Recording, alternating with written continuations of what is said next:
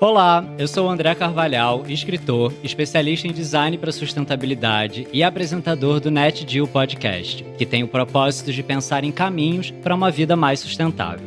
E, gente, chegamos ao 7º e último episódio dessa temporada. E que temporada, né? Eu espero que vocês tenham curtido e aproveitado tanto quanto eu. Eu aprendi muito com todos os encontros e todas as participações que a gente teve aqui, as trocas incríveis que ocorreram. Eu realmente espero que vocês tenham aproveitado. E eu fiquei muito pensativo em relação a esse ciclo que se encerra hoje. E que, como todo ciclo, não é o fim, né? É um recomeço de tudo.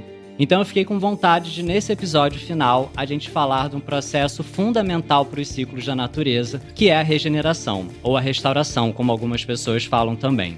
A gente já falou aqui que chegamos num ponto limite no qual não basta só preservar e fazer as coisas de um jeito diferente. É preciso começar a regenerar tudo aquilo que já foi degradado. Senão, não tem futuro.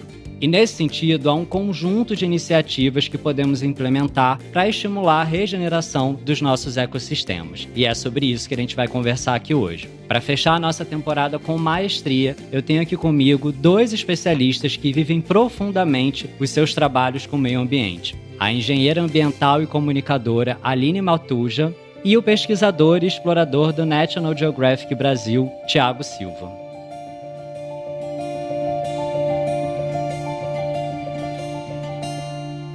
Olá, pessoal! Olá, tudo bem? Oi, André. Oi, Thiago. Muito obrigada por esse convite. Estou super feliz de estar aqui. Imagina, a gente também está super feliz de estar com vocês aqui hoje. E Aline, eu vou começar agora com você. Você que é uma mulher que busca viver de maneira mais harmônica com a natureza, com o meio ambiente, e que colabora com pessoas e empresas que buscam o início de um novo ciclo, de uma vida mais sustentável. Esse é o bloco que a gente começa investigando o cenário atual. E eu queria entender com você o que você sente que são as maiores dificuldades das pessoas e das organizações que você trabalha e que estão buscando uma transição para uma vida mais sustentável.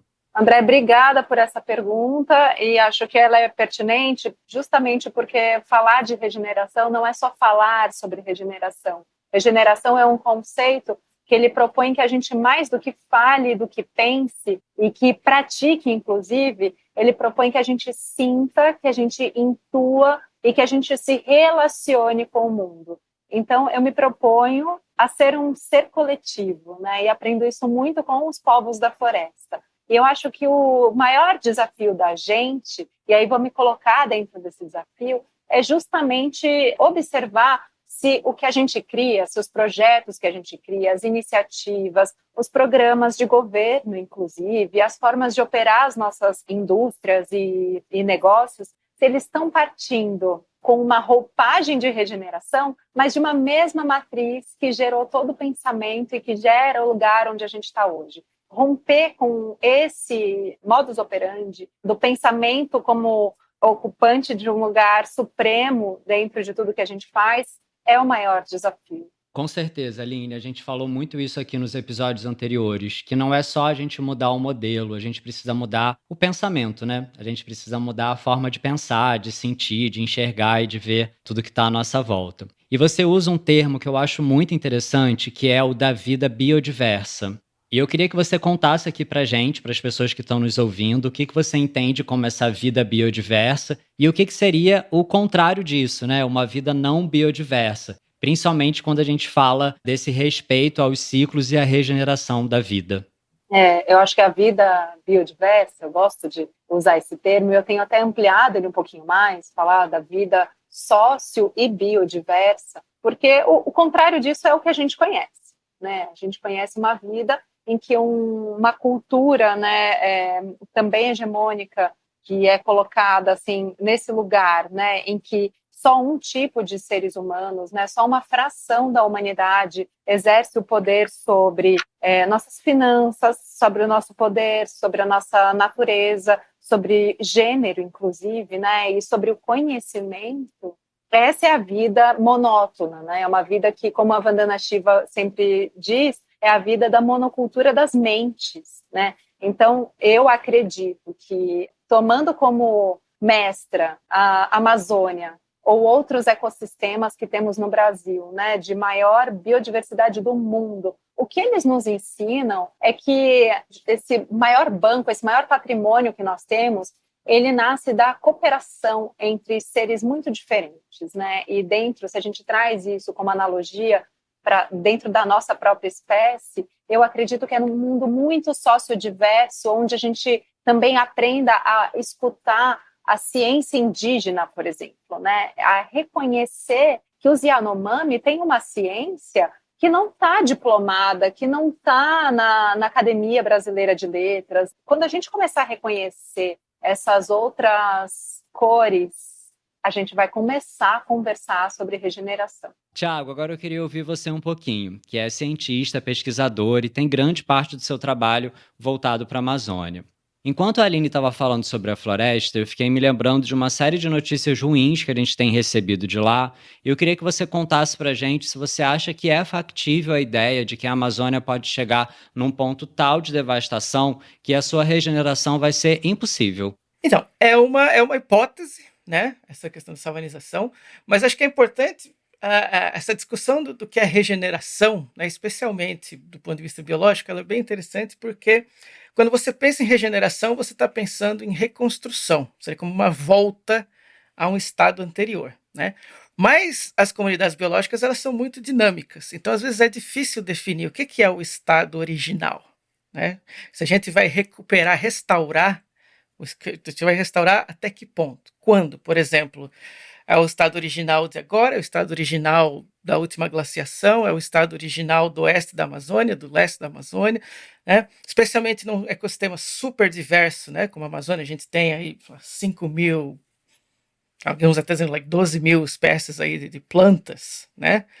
Como é que você define qual é aquela... agora restaurou, porque as espécies voltaram. Mas você não vai ter as 12.000 espécies no mesmo local, né? Então isso é muito difícil. Então, o importante, né, e isso é um ponto de vista meu, mas acho que vários ecólogos concordam, que às vezes mais importante do que regenerar a estrutura, né, dizer, são as mesmas espécies, é você regenerar ou manter as funções, né? Então, mesmo que você perca uma espécie e ganhe uma outra espécie, não seja exatamente o que era antes, se o sistema ainda funciona da maneira esperada, por exemplo, consegue suportar os mesmos tipos de plantas, de árvores, os mesmos tipos de animais, tem a mesma sazonalidade. Então, né, a gente poderia dizer que ainda está...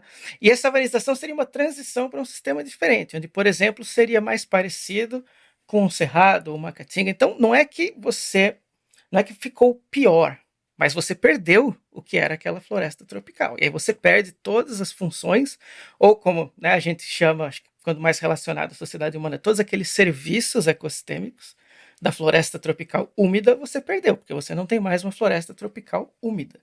Então, a ideia da restauração é você tentar manter ou recuperar essas funções, esses serviços originais, né? Mas é possível você chegar a um ponto onde especialmente para a Amazônia, porque as escalas são muito grandes, né? As escalas de tempo, as escalas de espaço, os volumes, né? Quantidade de espécies, biomassa, quantidade de água, é tudo muito grande. Se você perturbar o sistema a um ponto que há uma transição dessa, seria muito difícil você voltar. Por exemplo, qual que é a base da discussão da savanização? É que se você remover uma quantidade, né, um limiar de floresta, você afeta essa regeneração da chuva a tal ponto que a floresta não se mantém mais como floresta úmida. E aí, isso são coisas, por exemplo, 30%, 40% da Amazônia, né? Como é que a gente conseguiria restaurar 40% da Amazônia, regenerar 40% da Amazônia, se os processos naturais não estão mais lá, né? É como se você atingiu um equilíbrio diferente, né? Então aquilo vai continuar sendo uma floresta seca. E você teria que ter uma intervenção climática da mesma magnitude de remover 40% da floresta amazônica para talvez permitir que aquela floresta úmida voltasse, né? Então é bem complicado. Mas é uma hipótese, porque é uma questão muito complexa, né? Essa relação entre sazonalidade hídrica e funcionamento da vegetação. Mas é uma coisa preocupante, porque a gente gostaria muito de prevenir e ter certeza que não vai acontecer, ao invés de, né? Essa acho que é a grande dificuldade de ser biólogo hoje em dia, é que você mais documenta né, os eventos do que você realmente prevê ou tenta prevenir ou tenta controlar, né? Então espero que a gente não esteja só documentando a savanização da Amazônia. Maravilhoso.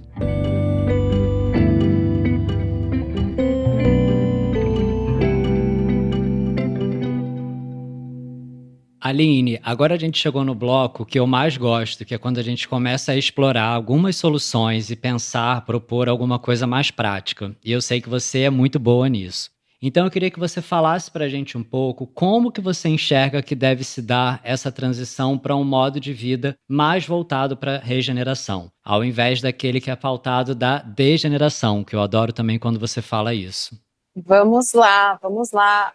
O olhar que eu tenho tido esse ano, que foi o olhar de dentro das comunidades, né, das aldeias, visitei diversos povos que moram dentro da floresta, para escutar e observar como é o modo de vida, para a gente se aproximar, para a gente tentar descer desse drone, né, que a nossa cabeça gera quando a gente ouve a Amazônia sem viver a Amazônia, né? Então, só para dar um exemplo, visitei lá na fronteira do Brasil com a Colômbia e Venezuela, a região do Alto Rio Negro, que tem povos que vivem lá milenarmente, né? A perda de serviços ecossistêmicos de uma floresta úmida, a gente está falando de perda de um modo de vida milenar, né? De muitos modos de vida milenares. Então, os Baniwa que nos receberam lá, por exemplo, eles têm como elemento central da cultura deles uma cerâmica que é feita a partir de um barro que dá numa determinada área úmida e que passa a não ter mais, né? Inclusive, eles têm agentes ambientais indígenas de monitoramento que estão documentando, assim como o Tiago documenta na nossa ciência ocidental, como a gente conhece, os povos indígenas de lá também estão registrando esses movimentos de mudanças ambientais que estão acontecendo lá. E essa cerâmica passa a não ser mais possível. E é uma cerâmica que só estando lá para você ver, né? Ela é uma cerâmica que mantém a floresta em pé, porque o barro é de uma área da floresta, o verniz é feito a partir de uma outra folha, a pintura é uma outra planta, e ela está presente em todas as etapas do ciclo de vida de uma pessoa indígena, inclusive com um papel muito forte na vida das mulheres e da menstruação, da vida sexual e tudo mais.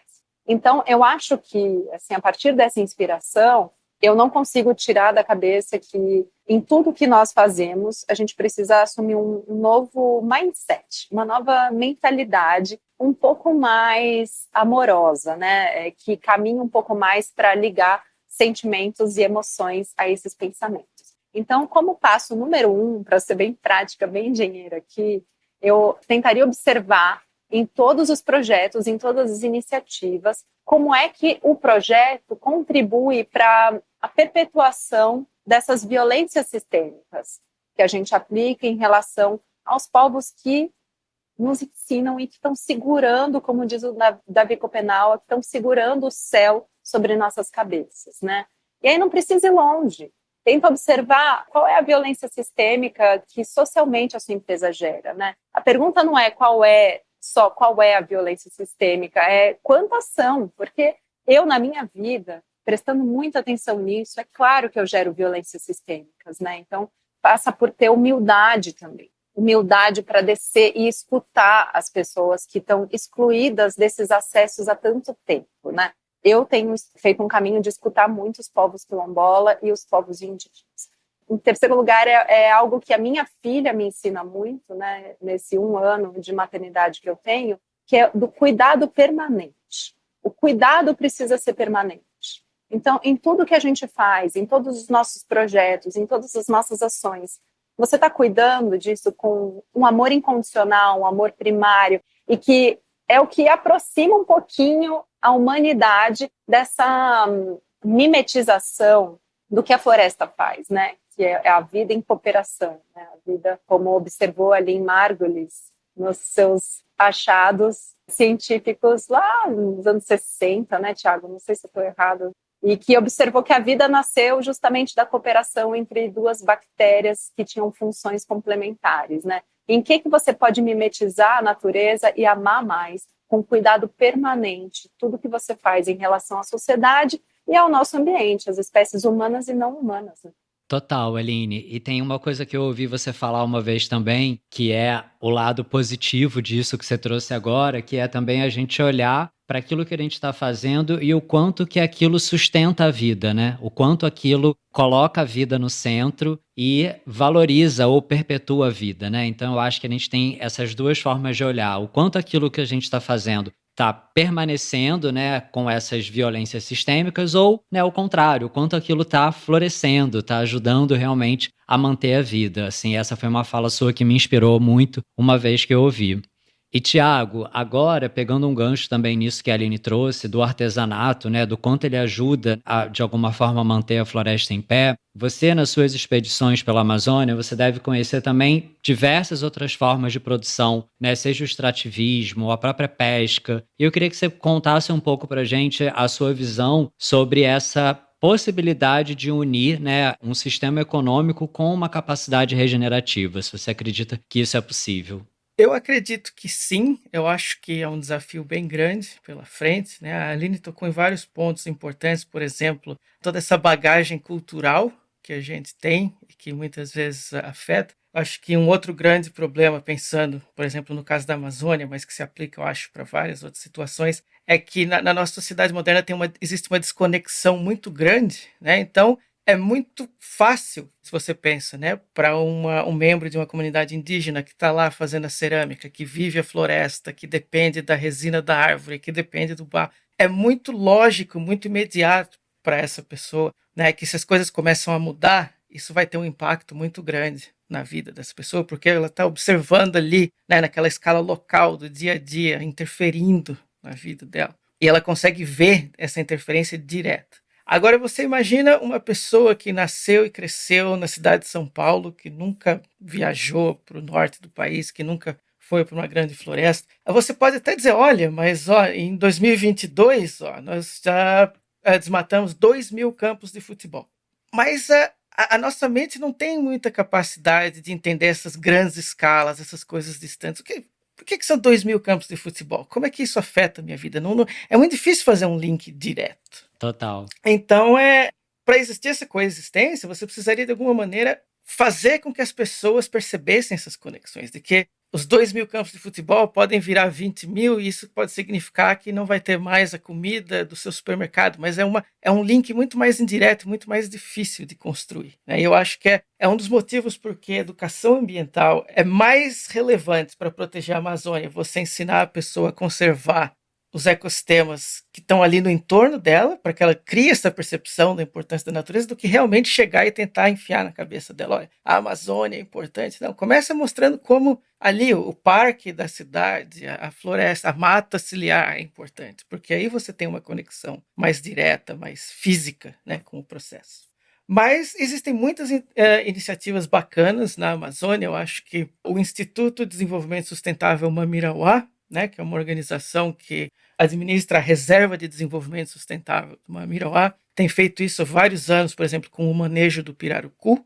E é muito interessante porque todos os planos de manejo eles partem a partir das consultas com as comunidades, então são as comunidades que decidem como elas vão manejar e de que maneira o Instituto dá o subsídio científico, mas cabe às comunidades tomar as decisões e usar esse conhecimento de maneira que isso encaixe, né, no modo de vida deles. E tem tido bastante sucesso com o manejo florestal, ou seja, extração de madeira, pirarucu, acho que eles já tentaram jacaré também por algum tempo. Agora, mais atualmente, né, um colega que também é explorador do National Geographic, o João Campos Silva, JB, que é um dos cofundadores do Instituto Juruá, que também está seguindo nessa mesma linha de interagir diretamente com as comunidades e de reconhecer a liderança das comunidades nesse processo e simplesmente dar os subsídios e empoderar essas comunidades para fazerem esse manejo. E tem muitas histórias do sucesso, você consegue ter essa produção, consegue explorar o recurso da pesca, o recurso da madeira, sem degenerar, como você disse, de uma maneira que o sistema se mantém, né, nesse equilíbrio dinâmico e se restaura naturalmente. E você pode continuar carregando isso. Então, Existem muitas discussões em termos de se isso é possível de fazer em grande escala, em pequena escala, mas também passa de novo pelo que a Aline falou, né, quando alguém diz, não, mas essa agricultura familiar, sistemas, né, sócio-extrativistas não são capazes de sustentar as demandas da sociedade. Mas é porque as demandas da sociedade atual são insustentáveis, né, nenhum sistema consegue.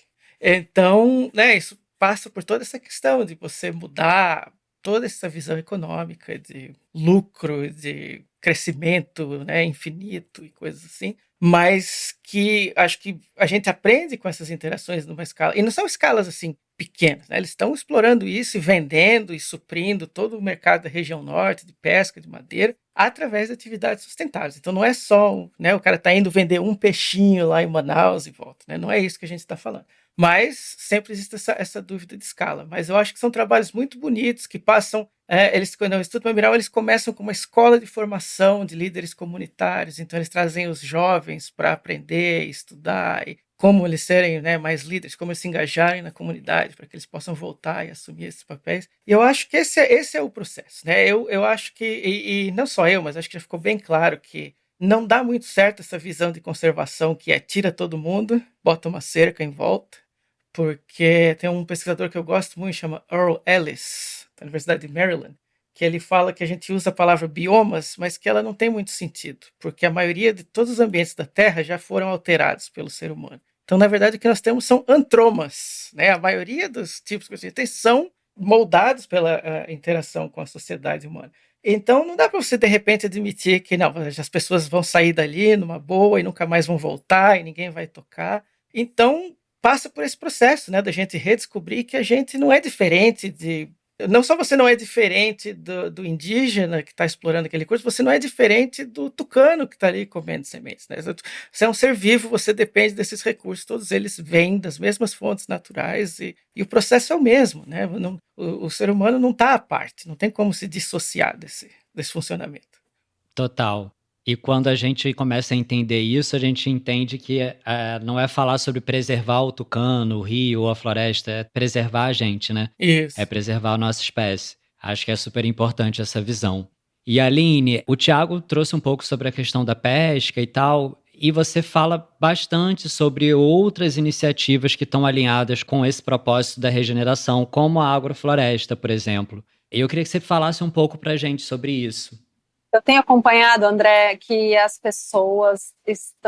algumas pessoas estão levando a sério o que é encontrar uma nova forma de fazer, que é uma forma a favor da vida, uma forma que sustenta a vida, né? É claro que isso passa por perceber o que é que está machucado, né? E a nossa terra está muito machucada, o solo mesmo, embaixo do nosso pé. E daí, claro, a terra no sentido terra com T maiúsculo também. Então, no âmbito da agricultura, e muito da transformação passa pela agricultura, tem se demonstrado o quanto é possível você ganhar em produtividade e colocar na mesa da gente comida variada, biodiversa e sem veneno, a partir de novos métodos e métodos que realmente aprendam com os princípios básicos dos ecossistemas. Então, a agricultura regenerativa, e aí dentro disso tem a agricultura sintrópica, que o Ernest é um dos grandes porta-vozes, né? Ela tem aí se difundido Brasil afora, né? E eu aqui no meu quintal tenho um pequeno canteiro sintrópico feito a muitas mãos, que assim é uma homenagem a tudo que eu aprendo com esses jardineiros de mundo, que são os povos tradicionais, né? O povo quilombola, a gente está falando, né, de coisas novas, mas o povo de quilombola tem um método tombado, inclusive, como patrimônio da humanidade, que faz uma agricultura biodiversa, que dá qualidade de alimentação para esse povo há séculos, e que, comprovadamente, dentro de pesquisas, né, etnobotânicas, demonstra que é um método que mais ajuda a biodiversidade aqui na Mata Atlântica do que atrapalha, né? Porque você produz uma roça ali, e a roça tem muitas comidinhas gostosas que mamíferos e passarinhos gostam de vir e comer. E aí você aumenta o fluxo de fauna e isso aumenta também a semeadura aí de plantas para dentro da mata.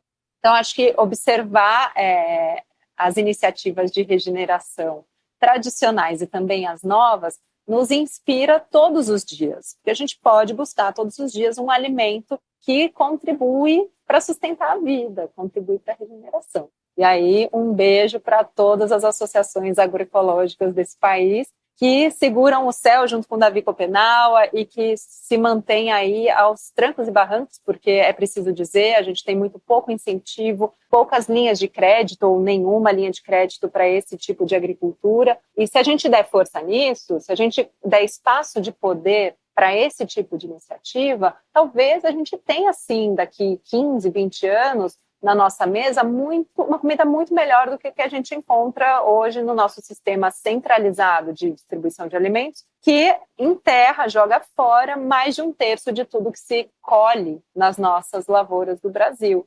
E aí a gente vai deixar de ter esse discurso hipócrita, né, e que já caiu por terra, mas que ainda está no senso comum da maior parte das pessoas, de que para alimentar a população mundial a gente precisa desse sistema que é degenerativo da terra e não regenerativo.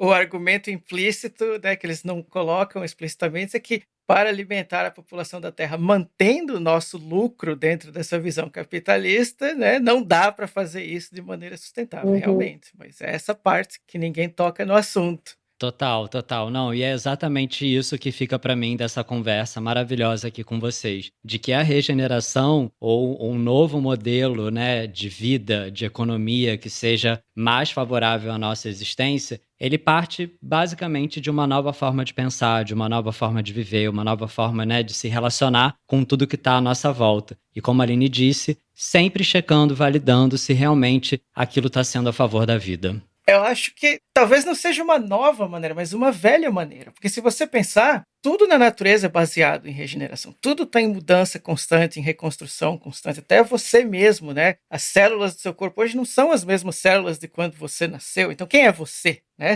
Até você está constantemente se regenerando. Então eu acho que talvez o que a gente... Não é nenhuma questão de aprender, é de resgatar, de reaprender, né? De que regeneração é a base, né? Que mantém a vida funcionando. Maravilhoso, Thiago, muito bom.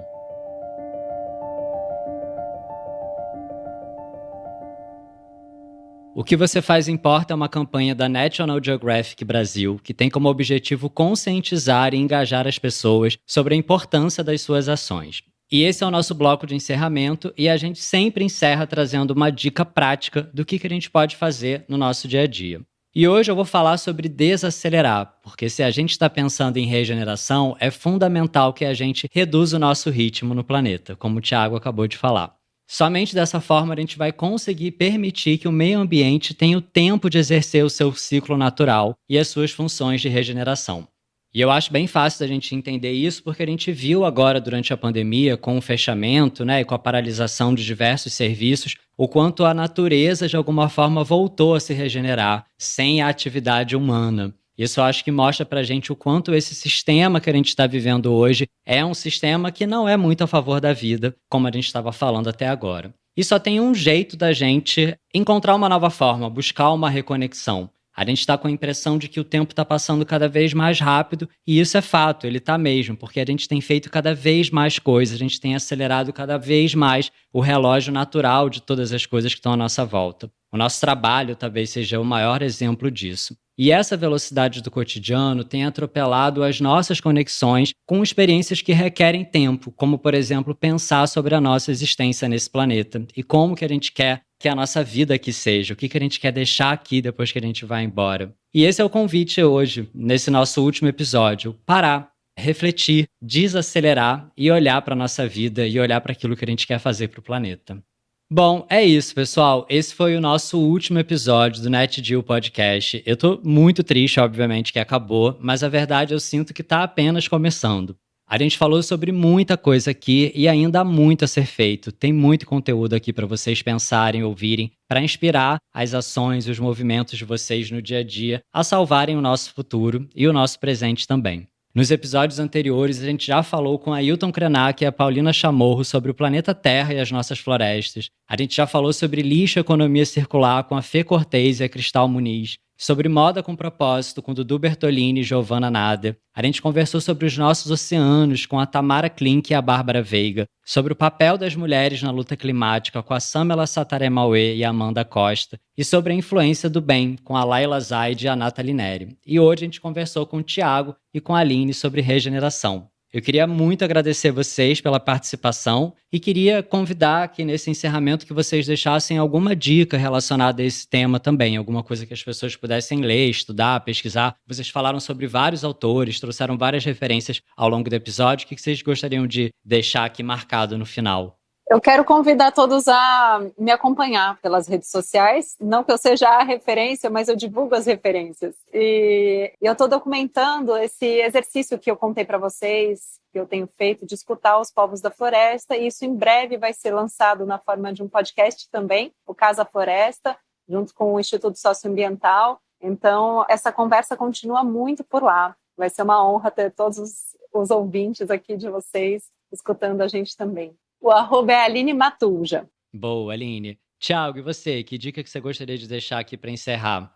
Eu acho que passa um pouco pelo que você falou. Eu acho que para a gente ter essa transição de pensamento, é importante a gente se dar o tempo para refletir, né? Eu acho que hoje em dia as pessoas confundem muito conhecimento e reflexão com opinião, né? E opinião é muito fácil de você emitir naquele momento. Pá, eu acho que é isso e pronto. Não. Próxima vez que você for emitir uma opinião, antes, talvez não emita a opinião. Pare, pense, reflita. E uma coisa que é um fato é que os problemas simples já foram resolvidos. Os problemas que sobraram são complexos. Então, não existem soluções simples, não existem respostas simples, não existem respostas unilaterais, preto no branco. E se você abandonar essa visão e, bom, já que são coisas complexas, eu tenho que refletir, isso já vai mudar muito a maneira de como você encara a sociedade e as discussões. Você não precisa ter uma opinião, você pode simplesmente refletir sobre e entender, em vez de já partir para a opinião. Acho que essa seria a minha grande dica.